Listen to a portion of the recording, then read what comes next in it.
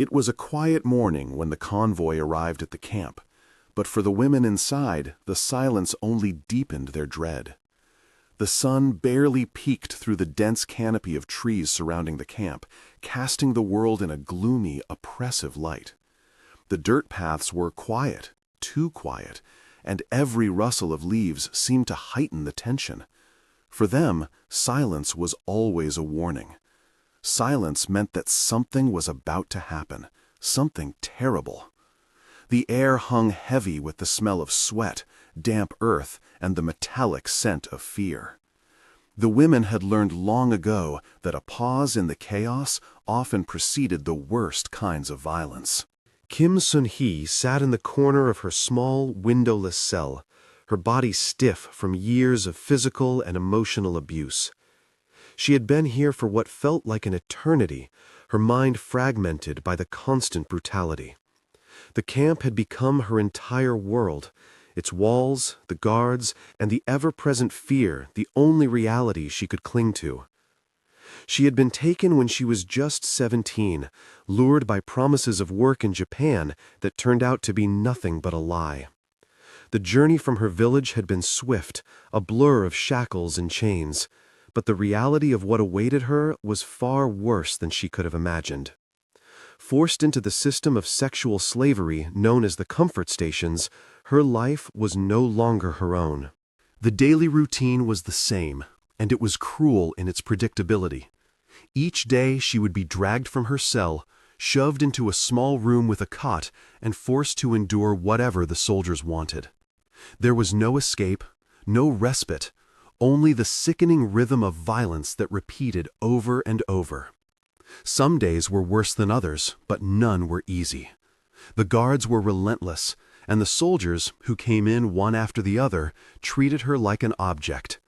Her name was long forgotten, replaced by the number they had given her, number 19. It was the only identity she had left. Kim had learned to dissociate. When the men came, she closed her eyes and shut down. Her mind fled to a faraway place, a place where she was still a young girl with dreams and hopes, not a broken shell of a woman. But the body remembered. The pain never left. Every bruise, every scar was a reminder of the unending cycle of torment she was trapped in. The worst part was the fear that she would never escape, that she would die here, forgotten, her name and face erased from history. Every day felt like it might be her last, and yet she remained alive, numb to everything except survival. In the early days, there had been some small glimmer of resistance, but it was crushed quickly. Those who fought back were punished brutally, their bodies dragged away, and their absence never explained. It was a system designed to break people, to make them believe they were nothing more than tools, to strip away every last shred of hope. But there was still a part of Kim that resisted the darkness. She couldn't explain it, but she refused to completely lose herself. Even in the face of overwhelming despair, she still held on to something deep inside, a flicker of who she had been before this nightmare began. The other women in the camp had become shadows, just like her. They moved like ghosts, silent and broken, their eyes vacant from the years of suffering. Some had lost the ability to speak, others had forgotten their own names. They were all the same now, reduced to mere numbers in a system that didn't care if they lived or died. The guards, who had been trained to see them as nothing but objects, kept them in line with fear. The women were forbidden to talk to each other, forbidden to look each other in the eye. But in the quiet moments between the horrors, they would exchange the briefest of glances, silently acknowledging each other's existence. Every now and then, Kim would catch a glimpse of the world outside the camp. She would stare through the bars of her small window at the trees swaying in the wind, wondering if there was a way to escape, even for a moment. But every time the thought came to her, it was quickly dismissed. Escape was impossible. The fences were too high, the guards too watchful. Even if she managed to get out, she knew she would never make it far. The world had moved on without her, and no one would be looking for a girl like her. She was invisible now, a forgotten casualty of a war that had long since passed its end. But still, there was that flicker of hope, no matter how faint, that somehow, someday, someone might come to save them. Perhaps it was the stories the women whispered to each other in the dark, stories of a world beyond the fences where people were free. Maybe there was a chance, after all, that they could be free again. But those thoughts were dangerous. They were reminders of something that might never come to pass, and every time Kim allowed herself to dream of it, she felt a sharp pain in her chest, like a wound that had never healed. As the months turned into years, Kim's body became a stranger to her. She no longer recognized herself in the mirror, if she ever had the chance to see her reflection. She was a ghost, a shell of the girl she had once been, living only to survive another day. Her body was nothing but a vessel for the endless abuse, a body that had been touched, used, and discarded. There were days when she couldn't remember what it was like to feel human, to feel anything other than the crushing weight of fear and survival.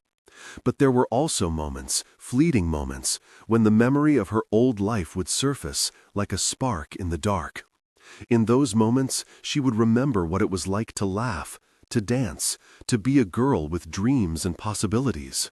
But those moments were few and far between. The longer she stayed in the camp, the harder it became to remember. It was easier to let go of the past, easier to bury the memories deep inside where they couldn't hurt her. And so, she did what she had to do to survive. She numbed herself. She closed herself off to everything except the present, because the present was all that mattered. In the present there was still pain, but there was also a small, fragile hope that one day someone would hear their cries and come to save them. The days bled into each other in an endless cycle of fear and submission. Kim Sun-hee had long since stopped counting the time, for the concept of days or months no longer held meaning. Each morning began with the same routine, the sound of a door creaking open, followed by the cold, impersonal command of the guards. The women were lined up like cattle, forced to strip under the cold eyes of the soldiers. Their bodies were examined, inspected, as if they were nothing more than products to be used and discarded.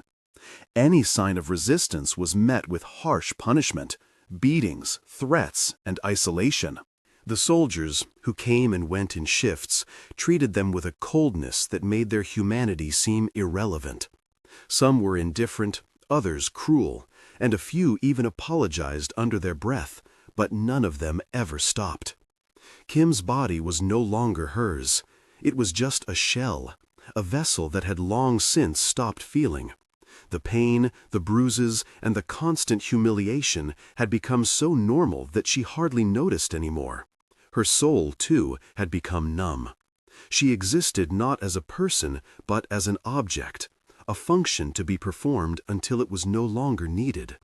In the rare moments of silence, when there was no one to see her, Kim would close her eyes and imagine a world beyond these walls. She would think of her home, the fields of her village, and the days when her life had been her own. But those memories felt like a dream, something far removed from the woman she had become. She no longer recognized the girl she had been, the one who had laughed and danced with her friends. That person seemed like a distant memory, a shadow that no longer existed. In this place, there was no room for hope, no room for the past. All that mattered was survival. The other women were the same. They moved through the days like automatons, their eyes dull, their bodies broken.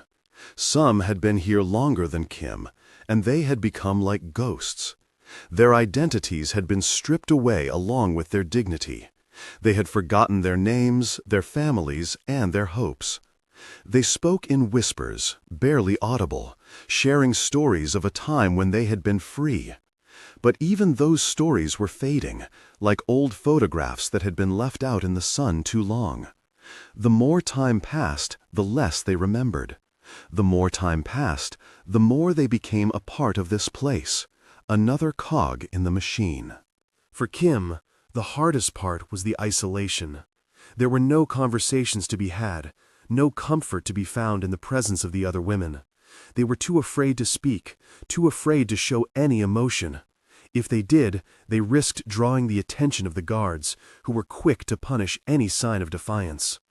The women had learned to stay silent, to keep their heads down, to do what they were told without question. It was the only way to survive. Kim had once tried to speak to another woman, to offer a few words of comfort, but the woman had recoiled in fear, her eyes wide with terror. Kim had learned then that there was no comfort to be found here, no kindness to be shared. They were all trapped in the same nightmare, each of them alone in their suffering. As the days dragged on, Kim's mind began to fragment. The constant abuse, the brutality, the sheer weight of her captivity made it impossible to think clearly. She began to forget things, small things at first, like the taste of her mother's cooking or the sound of her father's voice. But then the bigger things started to slip away. The feel of the sun on her skin, the sound of birds singing, the warmth of a hug. All of those things became distant, like memories from a past life that no longer belonged to her. She was no longer a person with a past. She was just a number, just a body to be used and discarded. The routine was suffocating, relentless. There were no breaks, no reprieves. The soldiers came every day, sometimes more than once, and each time they used her, they took something more.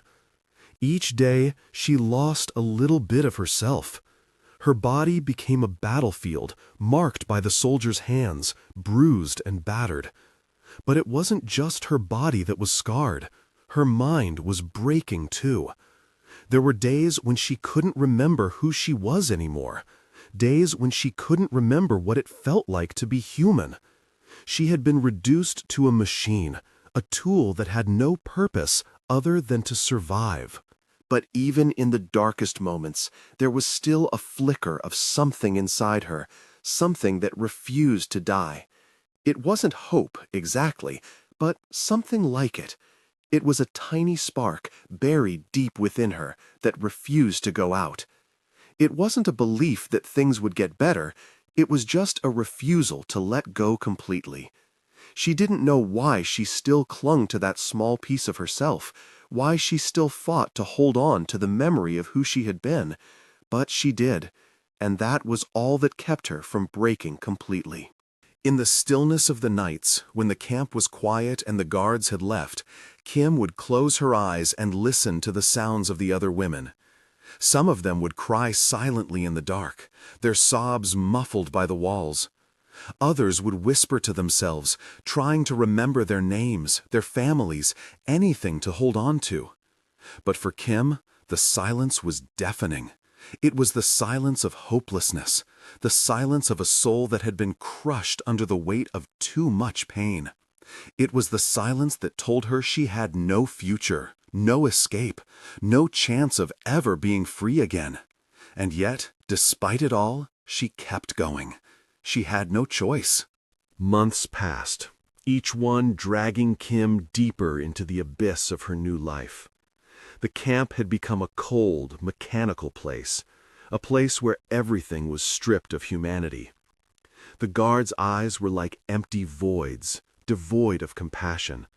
To them, she was nothing more than an object, something to be used until it no longer served its purpose.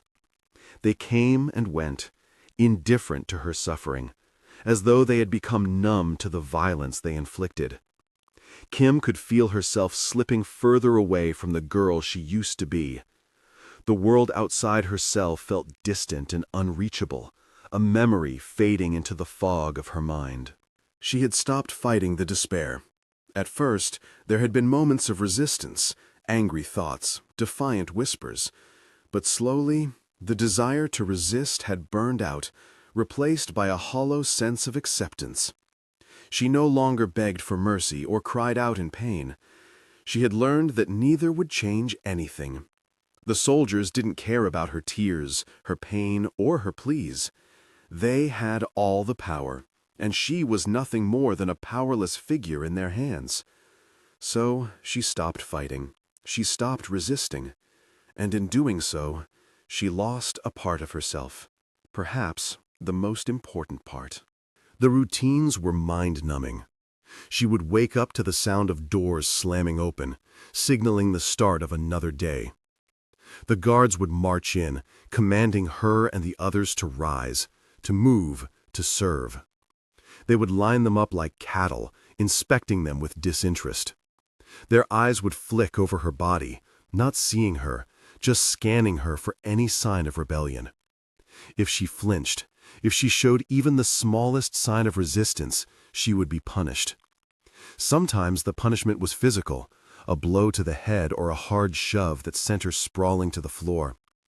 Other times it was psychological, another humiliation, another reminder that she was nothing more than a thing. And in the quiet moments between these encounters, Kim would wonder how much longer she could endure. One night, when the camp was silent and the guards were gone, Kim lay on her cot staring at the ceiling. The weight of the years, of the brutality she had endured, pressed down on her. She had become so numb, so detached, that even the pain no longer felt real. It was just another part of the endless routine, another thing to endure. But something inside her stirred, a flicker of something she couldn't quite name. For a moment, she remembered the girl she had been.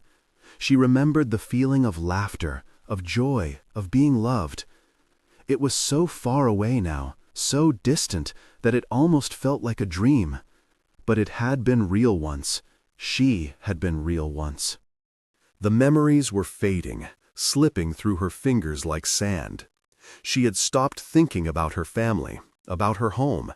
It hurt too much to remember. Her family was no longer a part of her world. She couldn't remember their faces clearly anymore, only flashes of their voices, their smiles. They had become ghosts, and she had become a ghost too. She existed in the camp, but she no longer lived. She was just waiting, like the other women, for something, anything to change. But deep down, she knew that nothing would change. The world outside had forgotten them. The world outside didn't care. And yet, despite the numbness, despite the overwhelming despair, there were moments when Kim felt a spark. It wasn't hope, not exactly, but a tiny flicker of something that refused to die. It was the part of her that still remembered what it was like to be human, to have a life beyond the walls of this hell.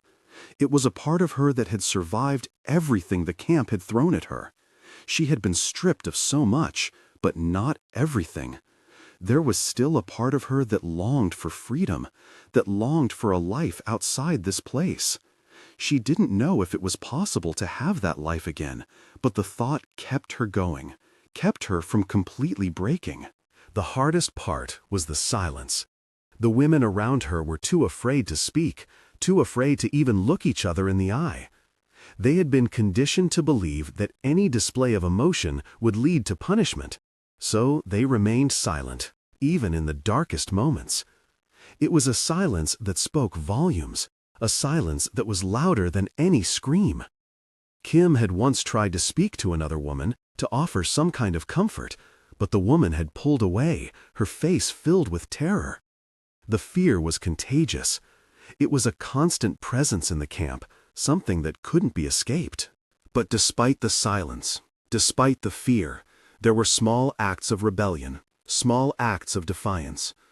Sometimes, when no one was looking, Kim would reach out to touch the hand of another woman, offering a fleeting moment of connection. Sometimes they would share a glance, an unspoken understanding that, despite everything, they were still human. These moments were brief, fleeting, but they were enough.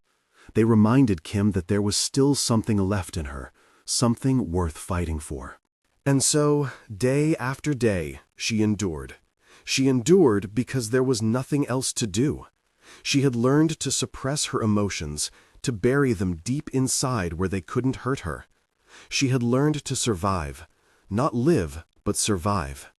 The pain became a part of her, something she expected, something she was numb to. But there was still that spark, that tiny flicker of something that refused to die. It wasn't much, but it was enough to keep her from completely surrendering to the darkness. The days blended together, one indistinguishable from the next. But somehow, through the endless cycle of suffering, Kim continued. She had no choice. She was trapped, but she was alive, and that, for now, was enough. The moment the American soldiers arrived at the camp, everything changed, though it was hard to immediately recognize that it would. Kim Sun-hee had seen many faces in her years of captivity, but these faces were different. The men who stood before her, their faces etched with confusion and uncertainty, were not the brutal, unfeeling soldiers she had come to expect.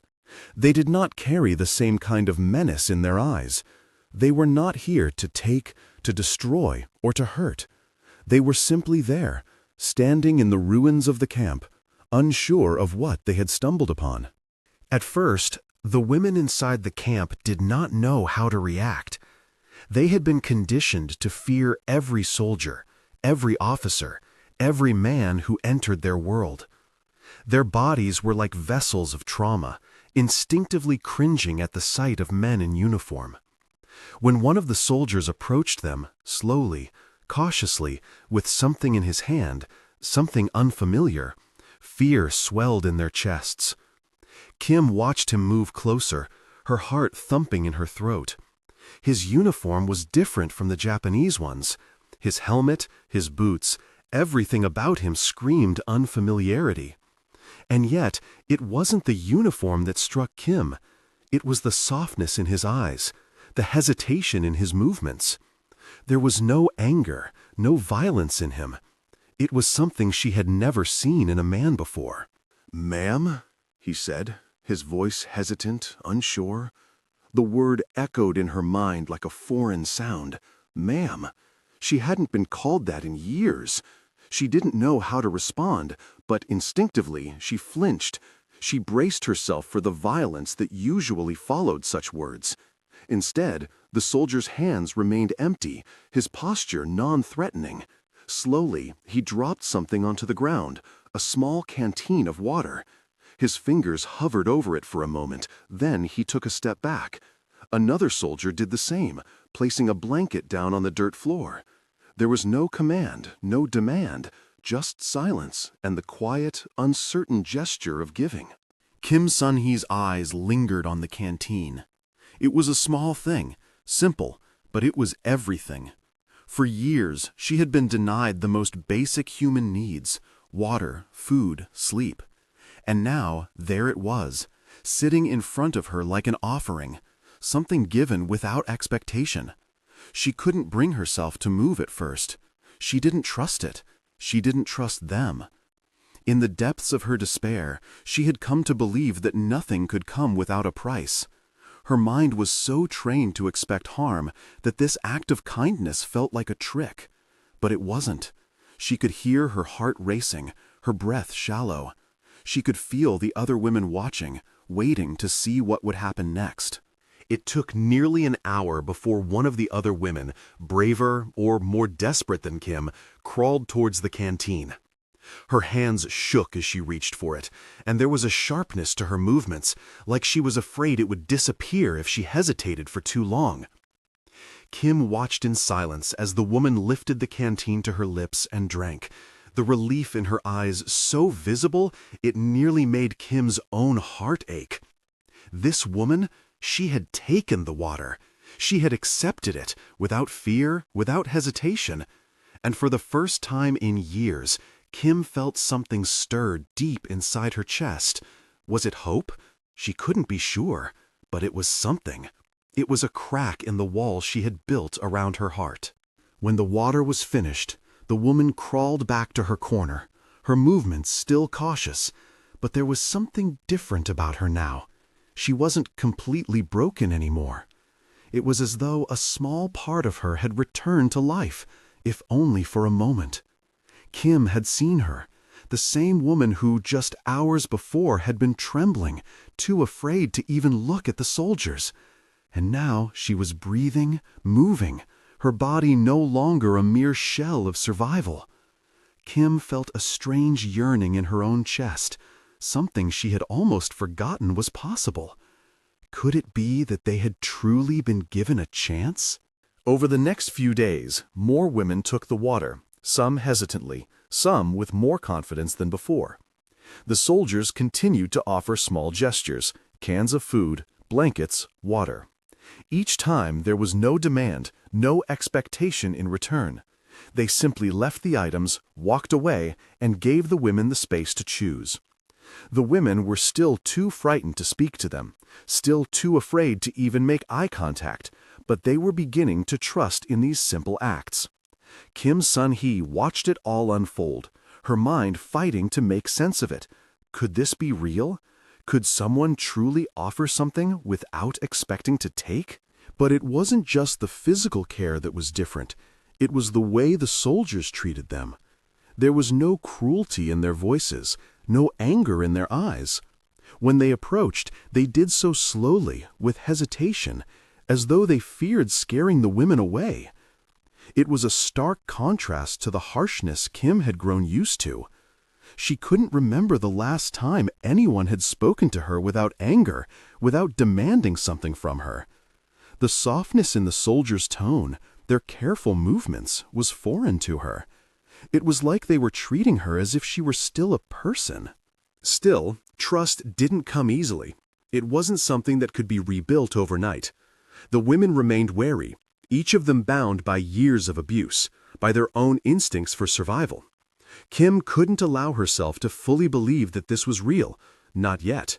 She had been too broken by the years of violence to think that kindness could exist in this world. And yet, there was something undeniable about the way the soldiers acted. They were offering something without expecting anything in return. And in that moment, it began to change her. It wasn't enough to undo the years of suffering, but it was enough to make her wonder, what if this was the beginning of something else? The soldiers didn't just bring food. They brought a new kind of possibility. It wasn't hope, exactly, not yet, but it was a seed, a tiny, fragile seed that had been planted deep inside Kim's heart. It was the beginning of something different, something that wasn't shaped by fear. For the first time in a long while, Kim allowed herself to believe that maybe, just maybe, there could be kindness after all. As the days passed, Kim Sun-hee found herself caught between two conflicting emotions, hope and fear. The American soldiers continued their efforts to provide food and supplies, but every act of kindness seemed to raise more questions than it answered. The women who had once cowered in terror were now slowly emerging from their hiding places, their movements hesitant but curious. But for Kim, the shift wasn't as immediate. She couldn't simply accept their help. Years of abuse had conditioned her to believe that any act of kindness came with a price. In her mind, they had to want something in return, even if it wasn't immediately clear. The fear of betrayal lingered, like a shadow she couldn't shake off. Kim spent much of her time observing the soldiers. They seemed to be genuine in their efforts, but it was hard for her to trust that. Every time a soldier spoke to her, she would flinch involuntarily, waiting for the harshness she had grown used to. But the soldiers never raised their voices. They spoke in soft, reassuring tones, always careful not to startle them. Kim noticed that they didn't demand anything from the women, not even a word in response. The soldiers simply gave what they could, then retreated, giving the women space to process what had happened. For some of the women, this was enough, but for Kim, it wasn't. The food they brought, though much needed, was another point of contention for Kim. She had learned to distrust food that wasn't given under duress. The thought of eating something handed to her without the threat of violence felt like a betrayal of everything she had come to understand about survival. She could feel the pang of hunger gnawing at her stomach, but every time she reached for the food, she hesitated. What if it was poisoned? What if it was a trick to get them to trust too easily, only to turn on them when they least expected it? These were the thoughts that ran through her mind every time a soldier placed food in front of her. Despite her doubts, there was something about the way the soldiers moved, the way they interacted with the women, that kept pulling at her. The women around her were less cautious. They took the food, drank the water, and accepted the blankets with gratitude, though their eyes remained wary. Kim watched them with a mixture of longing and disbelief. She wanted to believe in the soldiers' kindness, but she couldn't help but question their motives. Were they truly trying to help them, or was there something more to it? Could they really be different from the soldiers who had taken everything from her? Over time, Kim began to notice small changes in the way the women responded to the soldiers. They no longer flinched when approached. They began to speak, albeit quietly, to the soldiers who offered them food. They accepted the blankets without hesitation, even beginning to gather together in small groups to share the warmth. The transformation was slow, but it was happening. Kim saw it in their eyes. They were beginning to believe that the soldiers weren't here to harm them. They were beginning to see that these men, despite their uniforms, weren't the enemy. Kim's own struggle was much harder. She had been broken down by years of abuse and fear, and she didn't know how to rebuild what had been shattered. She watched the others, their cautious optimism growing day by day, but she couldn't bring herself to follow suit. It wasn't that she didn't want to trust the soldiers, she simply didn't know how. Trust had been ripped from her so many times that the idea of giving it to someone else felt impossible. How could she trust these men when she had learned not to trust anyone? How could she believe that they wouldn't hurt her like the others had done? The moment of change came unexpectedly. It wasn't a grand gesture, not something dramatic, but a simple, quiet act that resonated deeply with Kim. One of the soldiers, a young man with dark hair and soft eyes, approached her one evening when the others were asleep. He knelt beside her and offered her a small package of food. She looked at him, unsure of how to react, but he didn't speak. He just held it out to her, his expression gentle but earnest. For a long moment, neither of them moved. Kim's heart raced, her breath shallow. The soldier's eyes never left hers, and for the first time she saw no malice there, no cruelty, just a silent, patient understanding. Kim's hand trembled as she took the package. She didn't know why she accepted it, why she chose to trust him in that moment. Perhaps it was the kindness in his eyes, the way he didn't demand anything from her. Perhaps it was the realization that, for the first time in years, someone was offering something without taking. It wasn't much, just a simple meal, but it was enough to shift something deep inside her. For the first time since her captivity began, Kim allowed herself to believe in the possibility of kindness. She didn't know what that meant for her future, but in that small moment, she felt something she hadn't felt in years, a tiny, fragile spark of hope. The next few days were filled with the quiet sounds of change. Kim began to eat the food the soldiers offered her, albeit slowly. She didn't rush into it, didn't take everything they gave her, but she started accepting. It wasn't much, but it was a beginning. The other women continued to gain strength, their confidence returning with every meal, every kind gesture. It wasn't immediate, but the walls of fear that had been built around them were slowly crumbling. They were learning to trust, to believe in something other than survival. Kim's internal struggle didn't end with that first act of acceptance. There were still moments when she felt the sharp pangs of doubt. But those moments were fewer, and each time she allowed herself to trust, even just a little, the pain grew less. She could feel herself changing, though she was unsure of what that change would look like. Would she ever be the person she had been before? Would she ever be whole again? She didn't know. But for the first time, she allowed herself to believe that the possibility existed. The days that followed were a blur of confusion and slow awakening. The women had begun to accept the American soldiers' help, but the process of recovery was not simple, nor was it quick. It took time for them to fully understand what had happened to them, to come to terms with the brutality they had endured. The physical wounds had been treated, but the deeper scars, The ones on their souls remained. Kim Sun-hee watched as the other women began to speak more, to share their stories in quiet voices. They were still hesitant, still afraid, but there was a noticeable difference in the air. They were beginning to heal, if only a little, but Kim couldn't help but wonder if it would ever be enough. For her, recovery was a complicated, fragile thing. Every time she felt herself slipping back into old patterns of fear and suspicion, she reminded herself of the small victories she had already achieved. She had taken food from the soldiers.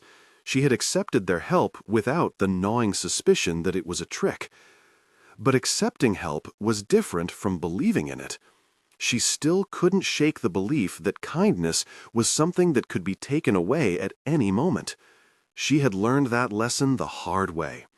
Every good thing that had come her way in the past had always been followed by loss, by more suffering. Yet, despite her doubts, she found herself slowly softening. The American soldiers were patient with them, never pushing, never demanding.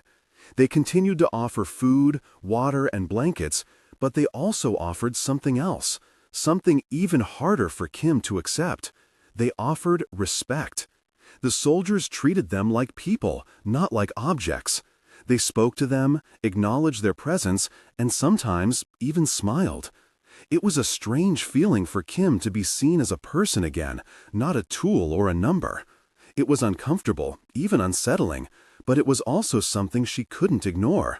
There was a flicker of recognition inside her, a small, quiet voice that told her that this might be what she had been yearning for all along. A sense of humanity, of dignity. One of the most difficult parts of the healing process was the silence that hung in the camp. Despite the small acts of kindness from the soldiers, the women still found it hard to speak. Their voices had been silenced for so long, and the words they had once known seemed foreign now. Kim felt the weight of that silence more than most. The silence was a constant reminder of everything they had lost. She hadn't realized how much she had depended on the sounds of human connection, laughter, conversation, even arguments.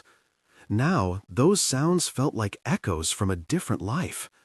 The silence was suffocating, but at the same time, it was all they had left. Despite the silence, small moments of connection began to emerge. The women would sit together in the corners of the camp, exchanging small, whispered conversations. They spoke of their families, of their homes, of the lives they had left behind. But they never spoke of what had happened to them in the camp. That was still too raw, too painful to face. Kim had a vague sense that some of the women were already beginning to speak about their experiences, but she couldn't bring herself to join them. She wasn't ready. The words felt like too much, too heavy to bear. There was a part of her that wanted to pretend that nothing had happened, that they could all just move on and forget. But she knew that was impossible. She had lived through too much, and the memories were not something she could simply erase. As the days wore on, Kim began to notice the subtle changes in herself. She started to wake up without the crushing weight of fear that had plagued her for so long. She began to take small steps toward healing, though she wasn't sure where those steps would lead her. She didn't know if she would ever be able to forgive herself for what had happened, for what she had endured, but she knew that she had to keep going. She had to keep moving forward, even if that forward motion was slow and uncertain. The soldiers had given her a chance to reclaim a piece of herself, and she wasn't willing to let that go. The medical staff continued to work with the women, helping them adjust to the idea that they were no longer prisoners. The soldiers' offers of food and supplies were no longer met with the same level of suspicion. The women began to ask for more food, more blankets, more attention. They began to speak up, to express their needs and desires. It wasn't much, but it was progress. Kim watched it unfold, silently, unwilling to step forward herself. She didn't know if she could ever trust completely, but she knew that the others were starting to find their voices again. That was enough to give her hope. One evening, as Kim sat alone in her corner of the camp, she saw one of the soldiers approach with a small bundle of clothes. He laid them out before her, silently waiting for her to take them. It wasn't the first time they had offered her something, but this was different. This was clothing, something personal, something that made her feel human again. She stared at the clothes, her hands trembling slightly. They were simple, nothing fancy, but they represented something she had lost long ago: dignity. It was a small thing, but it was enough to make her feel like she had a choice again. Kim hesitated for a long time before she finally reached for the clothes. When she put them on, it wasn't just the clothes she was putting on. It was a piece of her humanity, a piece of herself that she had nearly forgotten. She stood for a moment in front of a small, cracked mirror, seeing her reflection for the first time in years. She hardly recognized the woman who stared back at her. But there was something in her eyes now, something that had been missing for a long time. She didn't know what the future held, or what her life would be like after all this was over. But she knew one thing: she was still here. She was still alive. And for the first time in a long while, that was enough.